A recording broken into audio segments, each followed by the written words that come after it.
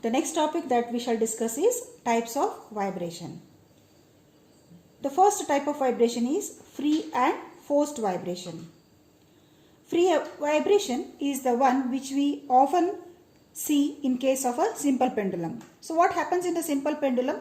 So we just apply the force and the initially to cause a motion, and thereafterwards we remove the force, due to which the system keeps on moving or oscillating. Such a vibration wherein external excitation is removed after disturbing that system, such vibrations are known as free vibration. In case of free vibrations, the amplitude keeps on decreasing with time. So that means what? Slowly the simple pendulum will come to its rest after certain time. So the amplitude keeps on decreasing. The vibration which is under the influence of external force is called forced vibration. For example, machine tools. Machine tools such as lathe machine, milling machine, drilling machines, in which the operations are carried out. So when the machine is running, the force are applied over the by the cutting tool on the workpieces, due to which the machine will be under continuous vibration. So such type of vibrations are forced vibration. Here the amplitude doesn't decrease, it is constant with time. Why? Because the same type of cutting force will be exerted by the cutting tool on the workpiece material. So therefore the amplitude will remain constant with time. The second type of vibration is damped and undamped vibration.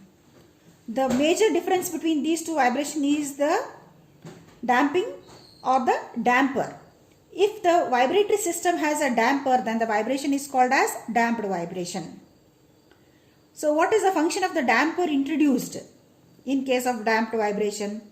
It will try to oppose the motion of the system. If the vibratory system has no damper, then the vibration is called as undamped vibration. So there is no damper present in case of undamped vibration, whereas a damper is present in case of damped vibration. The third type of vibration is deterministic and random vibration.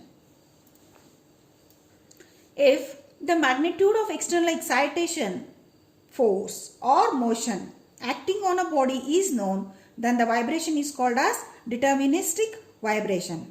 For example, now I will take the same example of a simple pendulum. In case of simple pendulum, if the amount of force or the external excitation applied on the pendulum to cause the motion of that body is known, then that type of vibration is known as deterministic vibration.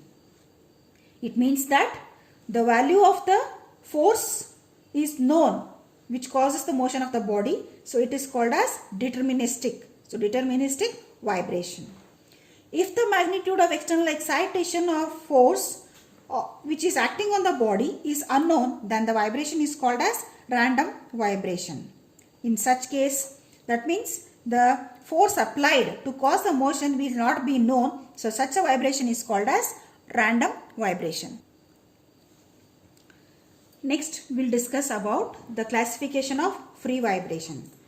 Free vibrations are classified again into three types. They are longitudinal vibration, transverse vibration and torsional vibration. See, the below figure indicates the longitudinal vibration, transverse vibration and torsional vibration. So what is a longitudinal vibration? In case of longitudinal vibration, the mass is moving perpendicular to the axis of the spindle. So the mass moves perpendicular to the axis of the spindle or in the longitudinal direction. Such a vibration is called as longitudinal vibration.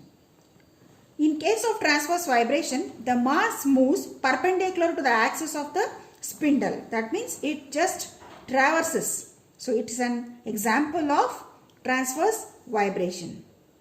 The third figure depicts the torsional vibration, wherein it is the one wherein the shaft is twisted and untwisted. In such cases, there is a twisting of the shaft or the mass by an angle theta on either side of the axis. So it is an example of torsional vibration.